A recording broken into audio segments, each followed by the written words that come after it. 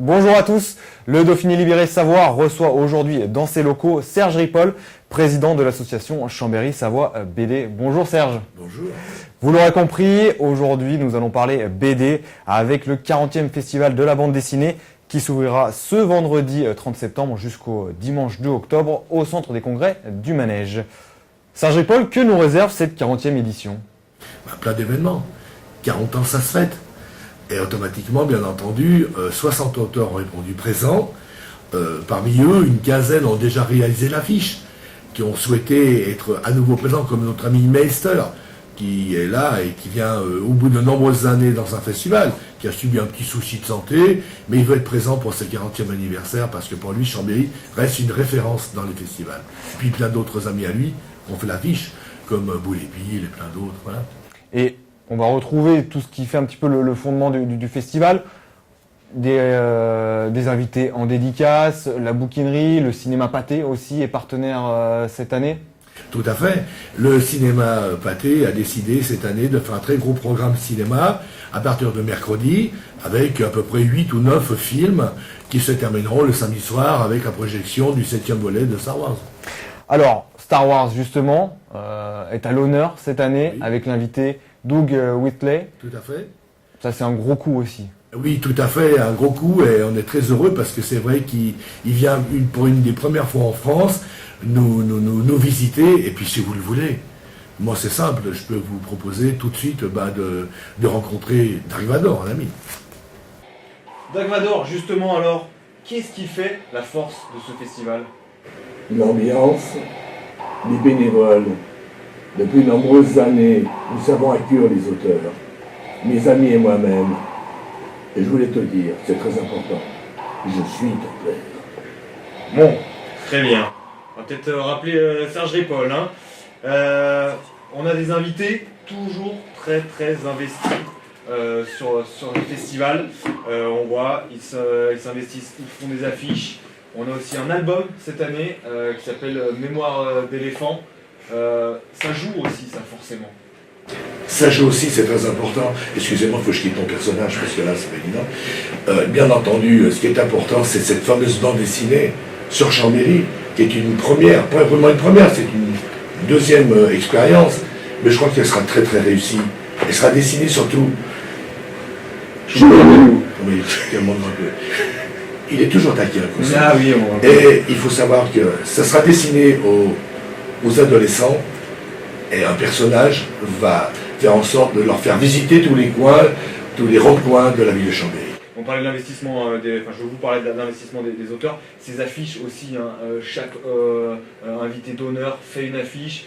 Moi j'ai en mémoire le Spider-Man de Rick Leonardi. Cette année l'affiche est très belle aussi de Doug Whitley. Ça fait sans doute plaisir aussi de voir qu'ils investissent comme ça. Tout à fait. Et surtout quand on sait d'où ils viennent et qu'ils ont été tellement heureux tout simplement de réaliser une affiche pour Chambéry. Il faut savoir par exemple que lorsque nous avions décidé d'inviter les auteurs de différentes séries, entre autres des Canadiens, quand ils avaient su qu'on voulait les inviter comme invités d'honneur, ils avaient dit on ne peut pas refuser d'être invité à Chambéry.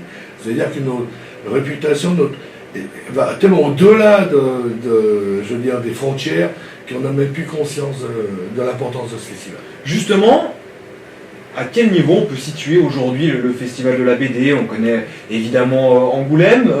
Où il se situe par rapport à ces gros festivals et même peut-être à l'international ? Alors Angoulême et Saint-Malo sont des grands festivals professionnels organisés par les éditeurs. Chambéry, c'est un festival d'auteurs. On est parmi les 5 plus grands festivals internationaux et je crois qu'on en est très fiers. C'est souvent là.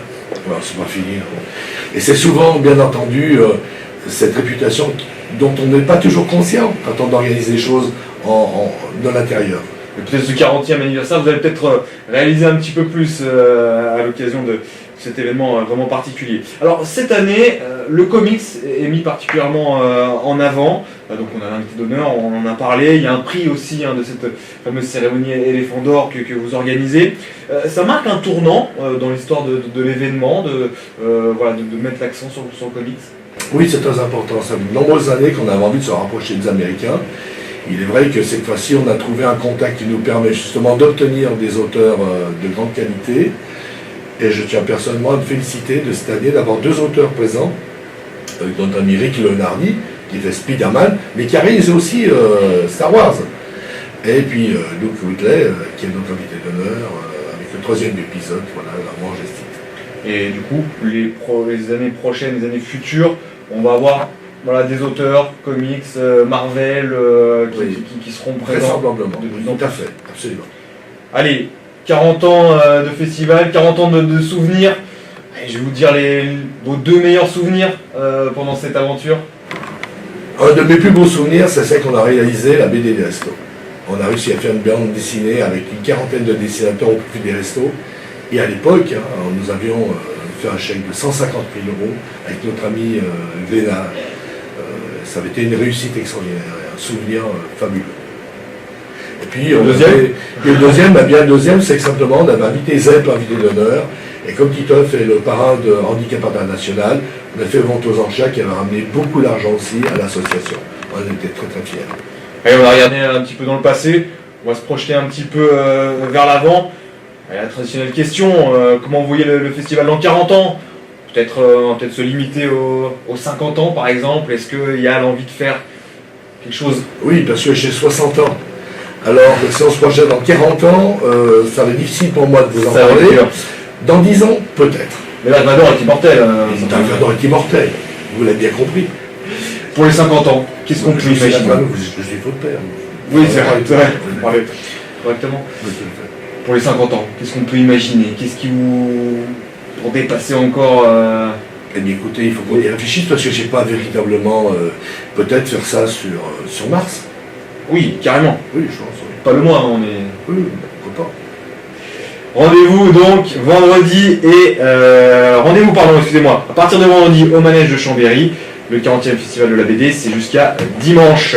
Et puis vous y retrouverez sans doute Dark Vador, ses fidèles soldats, et aussi Chewbacca. On se calme, on se calme. Vous êtes très content de venir, Chewbacca. Tout à fait.